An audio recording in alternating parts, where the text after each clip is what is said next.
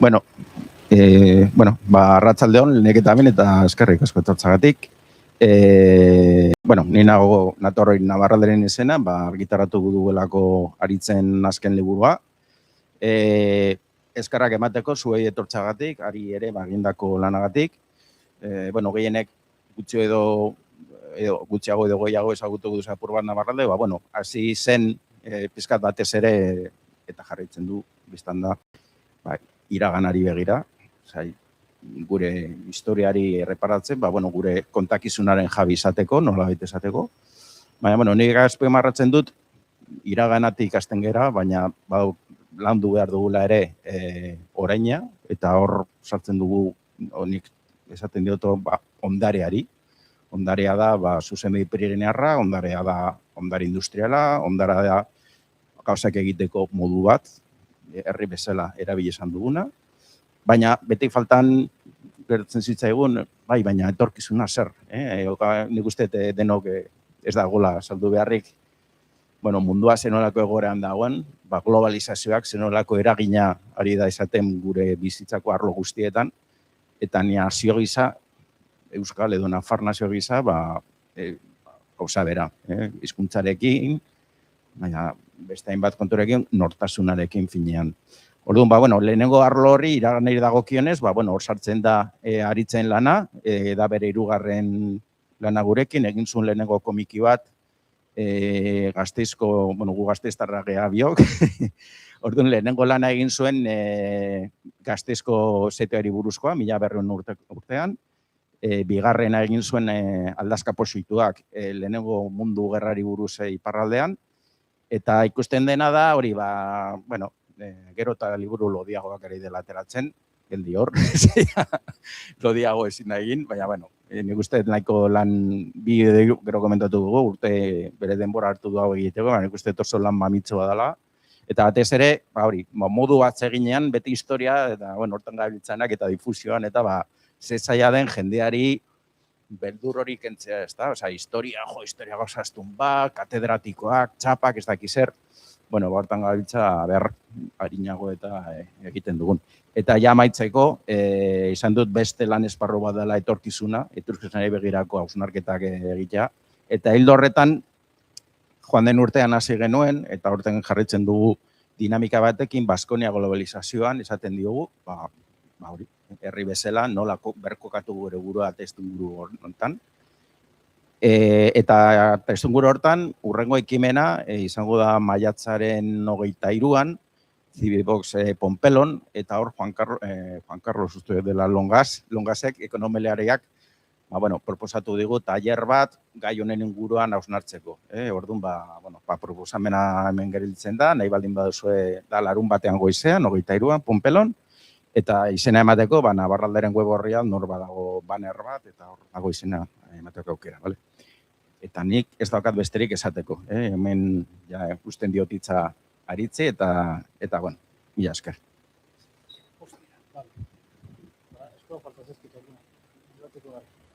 Bale, lehenik eta behin mila esker, gaur hona hurbiltzagaitik, eta besterik gabe, abiatuko gara.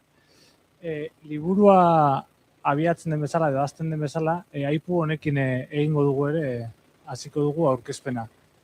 Testuinguru apur bate jartzearren, 1516 urtean, ordurakoia Nafarroa garaia espainolen gaztelarren menpe zegoen, eta 1512ko konkistaz geroztik, eta 1000 ordurako bigarren Nafar legitimisten, bigarren berreskurapen saiakera, porrot egin zuen, baina hori burutua zen. Eta horren arira, Cisneros kardinala, orduan nolabait Nafarroko erresumaren erregeorde lanak egiten ari zena, Bilalba koronelari agindu zion Nafarroko gazteluak eta dorreak suntzitzea. Halako beste saiakera bat, beste berreskurapen saiakera bat galarazteko.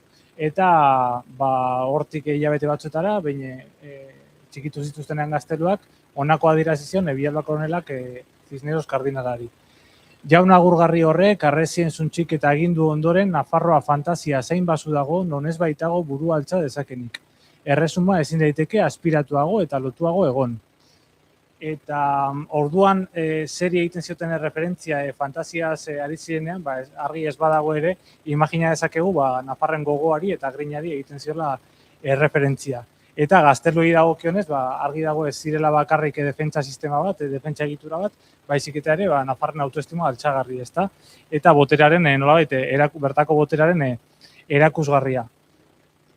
Eta, bueno, haiek nolabait botatzen, nahi zuten Cisneros kardinalak, kasu honetan, nahi zuen Euskaldunon, Nafarron gogoa apaldu eta desagerrarazi. Eta, bueno, hori ez da mende asko iragandira geroztik, baina espainolen eta frantsesen gogoa edo borondatea edo estrategia ez da batere aldatu, ez, geroztik. Bai historiografiarekin, bai kalen izendegiarekin, bai oroimen lekuekin, beraien errelatoa eraikitzen saiatzen dira, gure askotan, gure iragana nolabait desagerraraziz, ezta?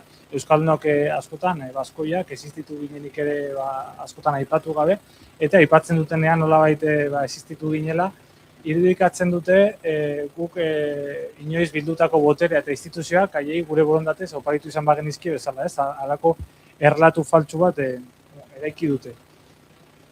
Eta, bueno, korronte horri, uholde horri, nolabait izatearren, aspaldi, bueno, zenbait aberkidek, Navarraldek, ni baino askoz lehenago, baina Navarralde baino lehen beste 11 aberkidek, egin dute ekimen ezberdinak burutu dituzte, nolabait erlato horri aurre egiteko, ezta? Eta bertatik, guretik, gure historia aztertzeko eta ezagutaraztekoa, ezta? Zein da kontua? Nik historiakiko jakimina piztu zitzedanean, hor gutxune bat sentitu nuela, eta nolabait ekimen guzti horietan, historia ezagutarazteko formatu horiei arrakala bat ikusten nien, ez dakit, ez izkidan sobera irizgarriak iruditzen publiko zabalarentzat, ezta? Eta ni, ikasle txarra eta marrazkilaria naizen enean, beste formatu bat proposatu nahi nuen, ezta? Agian ez horren testu mardulekin, ez horren beste, historiolariek asko dakit, eta historia datu asko biltzen historia inguruetan, ezta? Eta agian ere doaia, kasu honetan, paradigiko bada ere, da gutxiago dakiala, eta da gutxiago ez, eta gutxiago igual luzatu nahi zela zenbait datuekin, eta batzutan nazgarriak izan daitezkenak, ezta? Eta igual kontakizuna, sobera errazten ez duten datuei, nire kasuan, gutxiago dira, alako, informazioa. Orduan, helburua, aurretik, aritu direnen berdina da, garen ahaztu ez dezagun, gure historia alik eta ginen zabaltzea. Eta nire kasuan, erakargarrienean eta irizgarrienean gizartaratzea da. Eta, marrazkin bitartez da. Funtsesko ezaugarriak edo funtsesko bereizgarriak, nolabait horretik egindako lan horien gandik, nire ustez, bereizten duena, deia darra, esan dako batez iruditeria eta epikotasuna. Eta mapak beste ez oso estetikoa da lan hau, ez? Eta estetikak agian, edukia bezain, testua bezain, beste garrantzia du.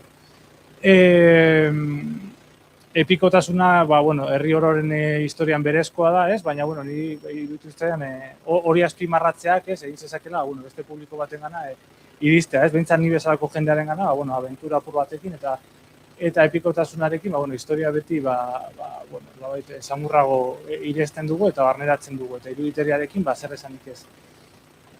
Eta, hori izan da lan honen erronka. Eta, iruditzen zait askotan, herri honetan, gazte askok, abentura eta epika bila ez, jotzen dutela kanpoko historioen bila, edo kanpoko literaturetara jotzen dute, eta, nik uste dute herri honetan daukagula sobera abentura, epika, sobera tragedia, eta, daukagula gauza asko interesgarri eta erakargarri kontatzeko eta ezagutarazteko. Eta, hori lantzea izan da liburu honen helburuetako bat. Eta gero bestetik, irakurketa errazte aldera, astuna eta prescindiblea izan daiteken informazioa, bazterrean uste izan da ere, lan hau idazte joan naizen enean, helburuetako bat, ez? Nolabait irakurketa ulergarriago egite aldera. Promozio bideoan azaltzen duen bezala, eta nolabait laburbilduz esaldi batekin, nerabean nintzenean irakurtzea gustatuko litzaidaken, eta aurkitu ez nuen liburua da deia darra. Horla laburbildu dut. Zoritxarrez, aipatutako gutxune horren gaitik, historiaiko jakimina nahiko nukena, baina berantiarragoa izan da, eta lan honek gutxune hori betetzeko asmoa du. Baina, bueno, hasierako abia puntu, ernamuina, nolabait, liburu honen ernamuina, ezen oso bestelako izan da, ez? Azken emaitzarekin alderatuta. Abia puntua edo ideia nagusia, edo ideia, 2022ko Durangoko azokan bururatu zitzaidan. Urte hortan Gasteiz 1200 komikia kaleratu genuen, oso harrera ona izan zuen, eta hor sekulakoa emozioa eta polsa eta izan nuen, eta orduan pentsatu nuen, bazela unea, ez, historiarekiko jakimina piztu zitzaidanetik, bueltaka nuen erronka erraldoi hori, izugarri hori, ez, horri heltzeko, unea iritsi zela erabaki nuen. Hasieran asmoa askoz edo helburu askoz zumeagoa zen, eta 20 orrialderekin nahi nuen Euskal Herriko historia osoa kontatu. 20 orrialde ez barkatu. 20 kapitulu eta 20 marrazki. Zer da kontua? Liburu osatzen joan ahala, konturatu nintzela, edo gidoia osatzen joan ahala, konturatu nintzela 20 pasarterekin edo marrazkirekin ez nuela inundik inora kontatu Euskal Herrien historia, ez? Orduan, joan nintzen apurka-apurka gehiago gehitzen, eta 50, eta 40, eta 50, eta 60, eta konturatzen nintzen, hala ere ez nintzela iristen. Eta gainera, lana amaigabe izango zela, eta, ezin nuela horrela enfokatu proiektua. Orduan, erabaki nuen, bi zatitan banatzea Euskal Herrien historia, 2 liburutan. Eta, muga bat jarri behar nuen, 2 liburu horiek bereizteko. Eta, 1620 urtean muga jartzea erabaki nuen. Hori baita, nolabait, Nafarroako erresumaren burujabetzaren amaiera. Liburu honek kontatuko luke nolabait, Nafarroako erresumaren sorreraren prozesu luzea, eta gainbehera eta burujabetzaren amaiera. Eta, hona ekarri ditut irudi batzuk, lagin batzuk erakusten dutena, hasierako proiektu horren, ez, Euskal Herrien historia osoa kontatu nahi nuenean, osatu nituen marrazki batzuk, modernagoak, azken mendeetakoak. Hemen ikus daitezke Sabinoaren anaiak, Luis eta Sabino bera.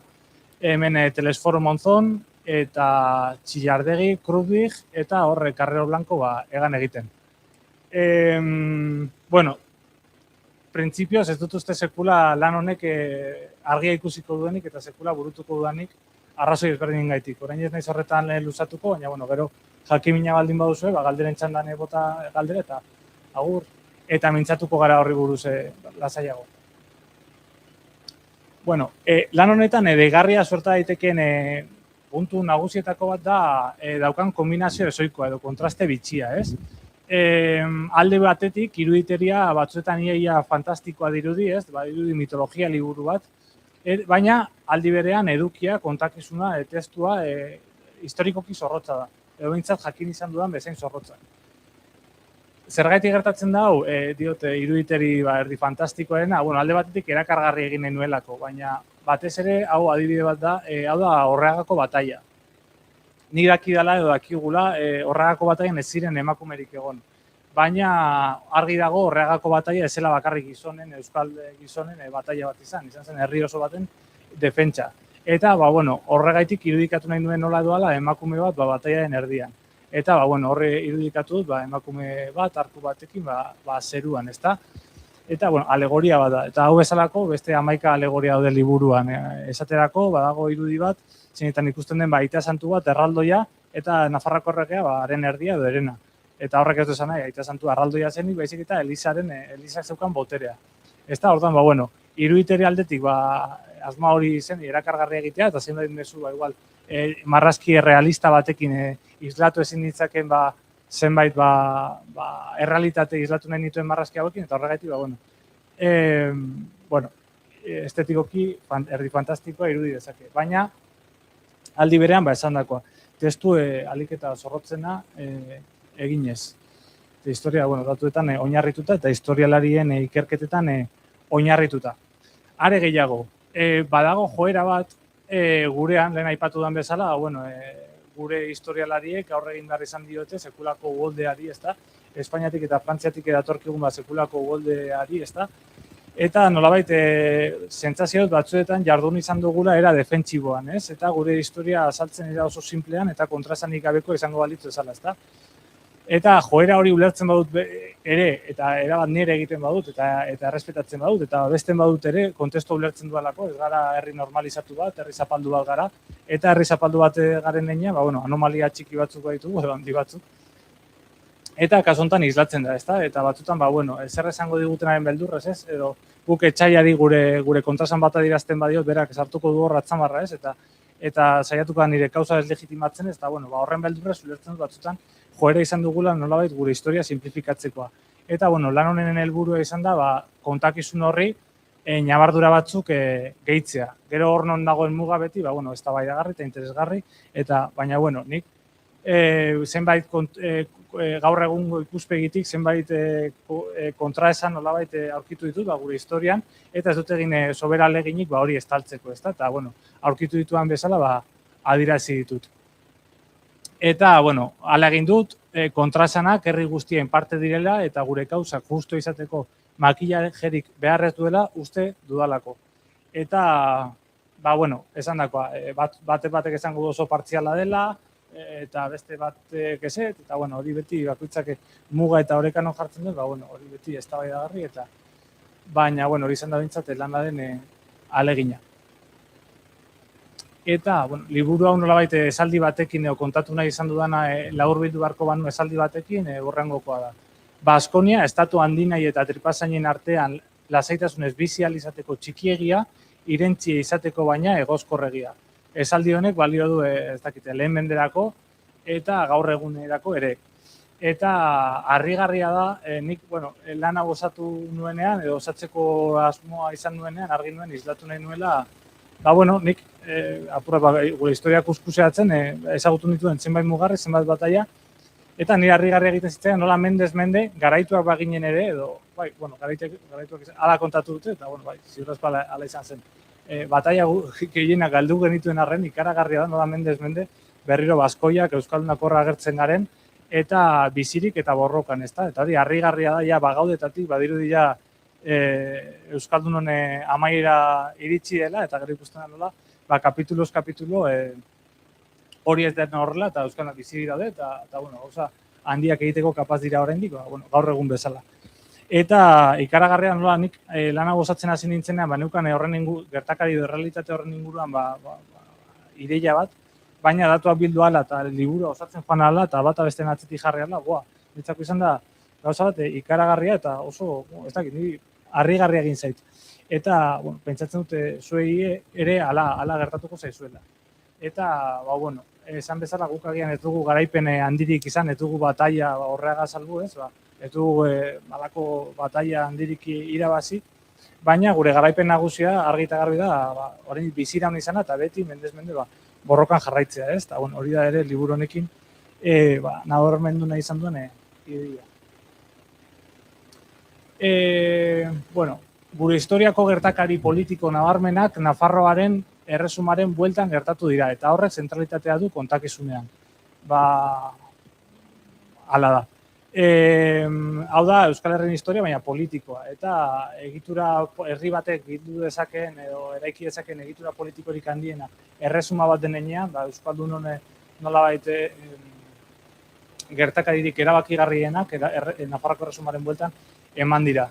Horren adibide argietako bat edo bi dira Gasteiz 1100en kasu, lehen komikian aipatzen zena, 1100eko konkista, ezta? Konkista horren ondorioz, Nafarroako erresumaren mendebaldeak pairatu zuen konkista horren ondorioz, ni Gasteiztarra izanik baskoa naiz eta ez naiz Nafarra, eta zuek zarete Navarros eta no baskoz, ez?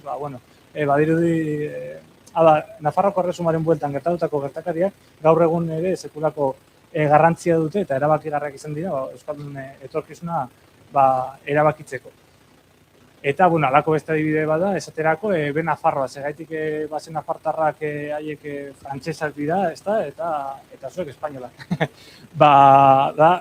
Frantziako barkatu, Espainiako armadak ezin izan zuelako Pirinioetatik iparraldera, bere lurralde hori menperatu, ezta? Eta orduan amore eman izan zuten, atzera egin, eta horregaitik, haiek estatu baten menpe geratu dira, eta gu beste baten menpe.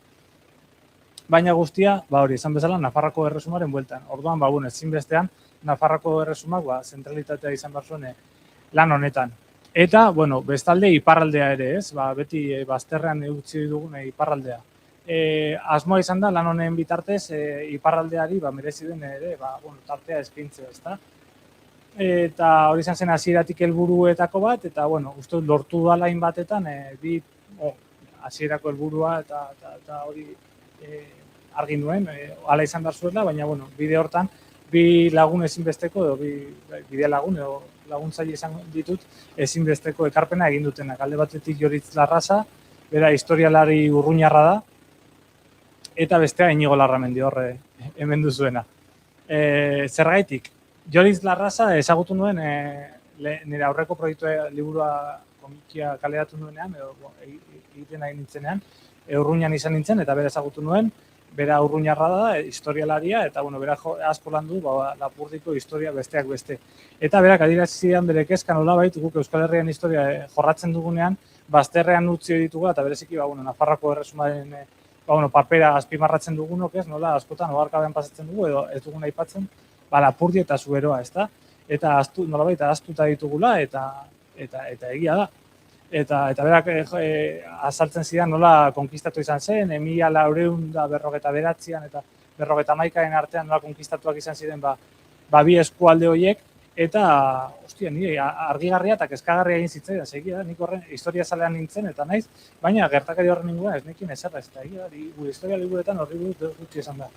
Eta berak, esan bezala, gertakari zehatz hori ikertu du, informazioa bildu horren inguruan, eta eskuzabaltasun osoz, niri helarazi zidan, liburu honetan horri buruz hitz egiteko, eta berari esker, kapitulu bat eskaini genion liburu honetan, Lapurdi eta Zuberoako konkistari. Eta gero bestetik, lehen aipatutako Inigok, lehenago azaldu behar da nik testua osatzen duen heinean, bi filtro pasatu ditu edo bi prozesu pasa ditu nolabait behin betiko testua osatzeko. Alde batetik Inigok gainbegiratu du, alor historikoan ekarpenik egiteri bazuen, edo zer zuzentzerik balego, hori hortaz arduraz edin, eta gero beste lagun batzuk arduratu dira, euskara aldetik, testua zuzena izan zedin, gramatikalki, eta bar. Eta, Inigori dagokionez, Inigo behin testua osatuta, Inigori bidaltzen nion, kapituloka eta berak beti eranzten zidan normalki, beti mende hortan zertan zen iparraldean egoera. Eta ze harreman zuen, zer gertatzen ari zen iparraldean justo momentu horretan, eta ze harreman zuten iparraldeko jaunek, Nafar erregeekin edo Nafar jaunekin, ezta? Eta guztot horrek asko osotu duela kontakizuna, ez? Eta eman diola, gutxitan ikusi den, osotasuna, ez? Euskal Herrian historiari dagokionez, borobildu duela. Iparraldeari, merezi duen tokia eman ez. Eta ziur asko gehiago mereziko luke, baina, nik behintzat ez dute lortu, nik, hau libura gozatzeko, historia liburuak eskura ditugunak horietaz baliatu naiz, testua libura hau egiteko, eta zoritxarrez, ez dago informazio aski honen inguruan. Eta Inigok erraztu dite, beste informazio bat, eta horrekin egin dugu, izan duguna. Eta gertakari eta eremu baztertu ez ari garelari, saihestezina da Gasteiz 1200 aipatzea, Gasteiz, eta Gasteiztarren Valentrian 1200 urtean. Baten bateko lehen lana irakurri baldin badu, liburu honetan ere Martin Txipiarekin eta Gasteiztarra haiekin topo egingo du. Eta orain, azalduko dute labur nola izan den osaketa prozesua edo liburuen prozesua. Hau, alde batetik, marrazkiak. Marrazki hauek egin ditut, lehenago arkatzez, din alau baten horrealde bikoitz batetan, din 3 batetan. Arkatzez lehenik, gero marra garbitu digitalki, eta behin marra argi zegoenean, digitalki koloreztatu. Esan beharra dut, proiektua amaigabe hasi diela, eta asko luzatu da, eta ja behingoz amaitu behar nuen, eta orduan, presai bultzatuta, hasi naizela ja zuzenean digitalki lan egiten. Eta ja arkatza alu batean utzi, eta ja zuzenean askoz azkarrago digitalki lan egiten. Eta horrek aldi batik pena puntu bat ematen dize, beti paperan marrazte beti atseginagoa da, baina digitalki dena egitea askoz praktikoagoa da, eta azkarragoa, eta abantaiak eta desabantaiak, baina, bueno, uste dut aurrerantzean ezin dudala, aurkezpenetan hainbeste gustatzen zitzaidan hau egitea, prozesua azaltzea hasieratik arkatzaren urrats horrekin. Eta, bueno, beste lan hori igual degarrena izan badaiteke liburu honetan, marrazkien afera, argi eta garbi eta igual nekezena batentzat, baina nietzako argi eta garbi marrazketa gozada bat izan da, placer bat izan da, batzutan baita terapeutiko izan da, baina zalantzari gabe lan gogorra izan da dokumentazioa eta are gogorragoa idazketa prozesua. Nik bataietan izan ezik, bataia batzuen inguruan informazio gutxi dago, eta labait girotzeko eszenak eta epikotasun hortan nabarmentzeko, bai hartu dituela zenbait lizentzia. Beti bataia batetan logikoa eta zentzuzkoa den margenen barruan. Baina bai, apur bat historia girotzeko, bai lizentzia batzuk hartu ditu dela. Baina hortik aratago, liburuan agertzen den esaldi bakoitza historia liburuetatik eta gure historialaririk onenen ikerketan oinarrituta daude. Eta hori izan da gogorra. Bai, gero zuzentzerako momentuan, ez dut, datu hau una da, ala ez, nondik atera dut, gero bilatu beharra, eta ezin duzu, beste eleberri arrunt batetan ez, agian koma bat eta pertsonai bat alda dezakezun ahieran. Kaso honetan ez, historiak agintzen du, datuak agintzen dute, eta oso hertsia da hori, ez, oso mugatua, eta zentzortan sekulako frustrazioa eragin dit, eta koma bakoitza aldatzeko edo datu bakoitza aldatzeko edo bermatzeko ala den, ez, liburuetara jo beharra, lan gogorra izan da.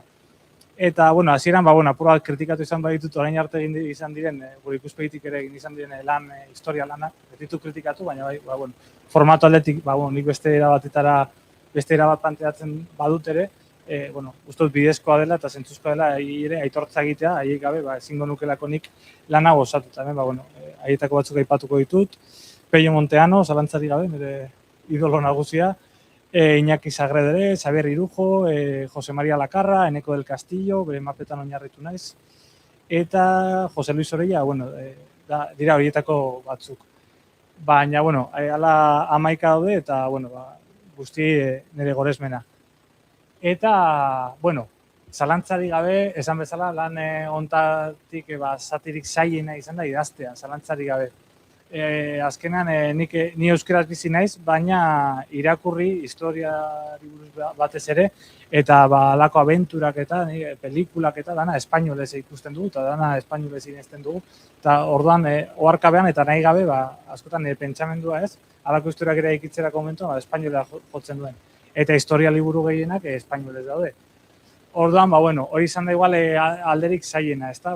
Askotan terminologia militarra, erdiaroko karguak eta hori euskara ekartzen zaila izan da, zetira batera ohikoak gurean gaur egun, ez? Eta, hor izerritu dut, sufritu dut, eta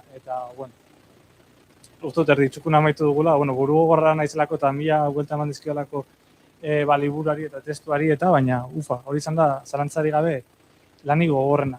Eta esaldi hau irakurriko dut, eta, irakurriko dut, zuzenean. Lan handia izan da, handiegia niretzat akaso.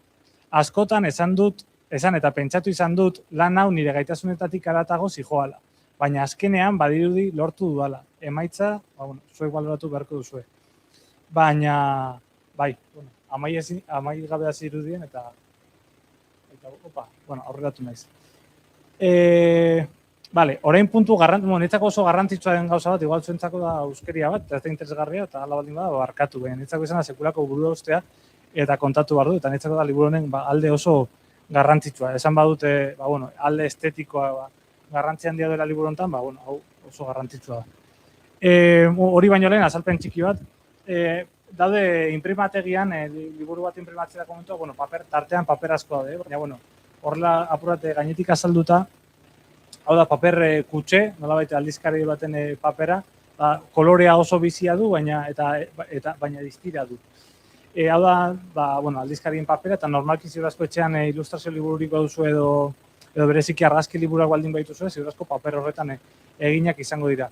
Eta beste hau da, paper offset, da paper baten modukoa, kartulina baten modukoa. Eta honek dauka porosoa, eta honek da likidoa edo ura edo, pintura, askoz gehiago zurgatzen du. Tarduan emaitza beti da aldakorragoa. eta egunaren temperaturen arabera, edo mila faktoren arabera oso aldakorra da izan daiteke emaitza. Nik lehen lanetik 3 edizio egin genituen, eta edizio bakoitza artxibo berdina bidalita inprimategira, 3 emaitza oso ezberdin atera dira. Bat oso argi, beste bat ongi, eta beste bat iluna. Orduan, bueno, nik argi nuen, liburu hau izan bazela erdiaroak historiaren parte handi batek urritzen duen enean, papera offset izan bazuela, da, distirari gabekoa eta folio edo pergamino kutsu hori eman ziezaion, ezta? Nolabait, irakurketa inmertsiboagoa egite aldera. Distira nietzako zen hori antiklimatikoa erabat. Zer gertatzen da? Esan bezala, horrek ero inprimategian sekulako arazok ematen dituela, gero emaitza askoz aldakorragoa da, ez? Edo zuk bidaltzen zu artxibo bat inprimategira, eta hortik aterako dena batek daki, ezta? Eta horrek erantzi dio sekulako burua ustea eta emozioa azken unera arte. Burua ustea hasieran zen liburu amaitza, baina behin liburu amaitutakoan, inprimategira bidali, eta 3 aste hor bueltaka egon, lo egin ezinik ez, jakin arte ze aterako zen inprimategitik. Zorionez, ongi atera da, dena buruan nuen bezala atera da, gutxi gora bera, baina, gero ere, gertatzen da, liburu bat edo beste hartu ezkero, batzutan tono gorriagoa du, beste batzutan ez, batzuk argiagoa dira, harrigarria da, nola edizio berdina, alda daiteke, baina, zorionez, dena ongi eta dena onargarria den, margenetan, baina, aipatu behar nuen hori burua uste bat izan dela, eta detaile hori zaindua izan da, baina sekulako burua usteak ekarri dizkit. Eta amaitzeko, nire aurkezpenetan nosbait egon baldin bazarete, jakingo duzu dagoeneko tradizia bilakatu den gertukoak lotxarazteko unea. Eta, orain iritsi da, momentu hori. Nik marrazkiak egiteko askotan baliatzen ditut normalki saiatzen ez internetetik irudiak hartzen, ezta? Errege baten irudia, soldadu bat behar badut espata batekin jotzen, saiatzen ez, listo. Saiatzen naiz, internetetik irudiak hartzen eta horrekin moldatzen ez normalki, baina askotan, ez dago zehazkin nahi dudan planoa, ez dago zehazkin nahi dudan objektuarekin edo janskirarekin, eta arduan esplotatzen ditut, gertuen ditudan zenideak. Era oso prekario batetan. Eta, hemen ikus dezakegu naroa, bikotea, liburu batekin eskutan, Jaiki Berritan, Margarita Angulemakoa balitzu ezala, ez, Heptamerona irakurtzen. Eta hemen gaizka, anaia, txinotako futbol pilota batekin, 1521 urtean, Iruña berreskuratu zuten, soldadu legitimista horietakoa balitzu ezala, ezta? Eta, hemendik ere aitortza. Eta, nire partetik hau da esan beharreko guztia, eskerrik asko, zuen arretagaitik, eta ez dakit ekarpenik, kritikarik, galderarik badago, orain daunea. Beti esaten duen bezala, galderak zaiak horko tipo horri, eta arraza badira niri. Nire bizkarzain historiografikoa, Wikipedia ibiltaria, garbataiatua.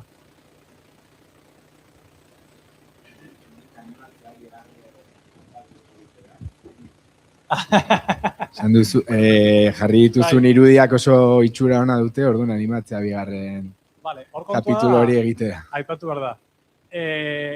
Lana niretzako izan da gozagarrien batetan marraztea zegokidanean, baina idaztea iristeko txanda iristen zenean niretzako zen amaiz gaizto bat. Eta horrek eskatzen du kontzentrazio bat, eta doai batzuk niko ez ditudanak, edo gaitasun batzuk nik momentuz ez ditudanak, eta oso mugatu ikusten dut hornere burua. Eta orduan izan da sekulako batzutan amaiz gaizto eta burua ustea proiektua. Horregatik, orain behar dut beste proiektua da askoz sormenerako aukera gehiago eskintzen dizkianak, eta ez horren energia eta hain lotua badatu zehatu batzuei. Horregatik, bigarren liburu horri orain ez diotekingo, ez da burutu jota ere, eta baina hori baino zaitasun handiago bat dago. Eta herri hau ez da herri normal bat, herri zapaldu bat da, eta gure historia kontatzea ez da oraindik ez daukago askatasunik gure historia nahiko genuken bezala kontatzeko bat, ez ere azken hamarkadei dagokionez. Orduan, liburu horri heltzea, suposatuko luke agian, ez dakit, etorkizun ziurgabe bat, ezta? Orduan, hori da, ere, oztoporik handiena. Orain txobertan, eta, oraindik ez dakit nola helduko nioken, erronka horri, eta nola idatzi, gure historiako azken kapituluak, ezta? Esan bezala, zentsuraren bota arraldoi daukagulako gainean, ez? Eta zigortua izan daitekelako, ez? Gure historia gure ikuspegitik kontatzea. Hori moda nagusia.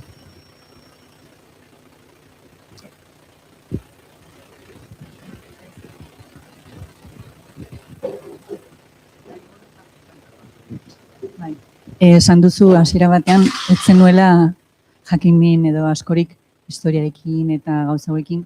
Imaginatzen dut gero bukatuta gauzak beste ikuspuntu batetatik edo ikusten dituzula, edo sentsazio ezberdin bat duzula, edo asko aldatu da hasi baino lehenetik bukaerara. Bai. Bai, begira, alde batetik horri dagokionez. Nola badirudien iturri erreparatu ezkero, nola dirudien mendez-mende amaituta gurekin gure onenak eman ditugula eta gure amaire iritziela, ez, eta nola ikusten den, beti berriro agertzen garela, ez, eta beti, ondoko estatu, irentzinei gaituzten estatuei, erresumei, arazoak ematen dizkigula binta berriz, ez, eta hori pozgarria, eta horri benetako dimentsio hartu diot. Eta gero bestetik, beste gauza, gaur egunera begirari oso garrantzitsua iruditu zaiona. Badago joera bat, eta nik ere joera horren parte izan nahi, nolabait, Nafarroako erresuma idealizatzeena. Nolabait esatea, gaur egun ez gara deuz, eta lehen guztia izan dugu, ez da? Nafarroako erresuma ginean, dana geneukan, eta ginen, eta, bueno, bai eta ez, politikoki, egitura asko zezendoagoa geneukan, eta bai, hobeto egon gintezke afera askotan, baina hala eta guztiz ere, Euskaldunon historiari erreparatuz gero, eta Nafarroako erresumaren mende guzti erreparatuz gero ikusten duzu, Euskaldunontzako bizia ez dela sekula erraza izan. Eta beti ongaela borrokan, eta beti etxai handiagoen aurka, eta beti hor kinkalarrian, eta bizirauteko borrokan. Ez dugu euki inoiz patxadaz bizitzeko tarteriko. Hori ere, ostia, ez gara inoiz, ez dago iragan idiliko bat, ez, eta orain dena gainbera, ez, beti izan da zaila, eta jarraituko du zaila izaten zoritxarrez, ez? Baina bada, ostia, eta gauza batzutan hobetu gara, beste gauza askotan ez, baina, ostia, hori, beti izan da gogorra, eta beti atera gara, orduan, hori da mesua gehiago, ez? Zorran beste diskurtsoa, gezurti izatea ez aparte, ostia, goibeltzen zaitu, ez? Lehen dena geneukan, eta gerozti dana bera, bueno, zorionez eta horrela. Beste galderarik dagoen, txalo zaparra da unea iritsi den. Bai. Gutxi bera honen hildora. Azken aldi honetan niri gehien kostatzen zaigana da, zuk esaten duzuna, gutxi bera. Historikoki edo historialariak jarraitu eta ikusi zeintzuk izan ditezken legazkoak, zilegizkoak, historia nork idazten duen, nola idazten duen, eta horrela. Eta, bueno, azken finean, bi ezaugarri, bi gauza atitzeko, Horreagako kasua, guk hemen goresten duguna, baina frantziarrek esaten dutena da, Chanson de Roland, eta hemen ez da ezer gertatu, eta dena da Rolanden gauza, eta gero baita ere, Gasteizekoa izan da, Iruña Beleiako kasuarena ez dakit nola ikusten duzun, eta azken finean, saiatzen ari garela horrelako gauzak argitzen eta informazio gehiago lortzen, eta azkenean beti gatazka horietan ibiltzen ari garela, eta informazio polita edo sakona jakiteko oso zaila dela azkenean. Bai, eta hori da helburua, eta saiatza hori gure ikuspegitik gure errealitatea aztertzen, ezta? Eta hor sekulako utxunea dago, aurreko lana ere lehen mundu gerra jorratu nuen, hor sekulakoa da, iparraldean oraindik ere hegoaldean zein ez ezaguna den, eta iparraldean nola daukaten hein handi batetan hori aldatzen ari da, eta jende bertzaren artean ez da horrela, baina erabatez harria Frantziaren ikuspegia, ezta? Eta sentitzen zara, eta kontrakorrontean ez, gure historia guretik ikertzen duzunean, eta ezagutarazten saiatzen zarenean. Eta zuk aipatu dituzune adibidea batzu dira, baina horrela guztia. Eta, frustragarria da batzutan, ze herri txiki bat gara, bitartekari oso mugatuekin, askotan instituzioetatik oso borondate mugatuarekin, eta hor da, sentitzen zara beti kontrakorrontean, eta nekeza da, baina aldi berean ere, niretzako oso osagarria, oso terapeutikoa izan da, eta oso, ez dakit.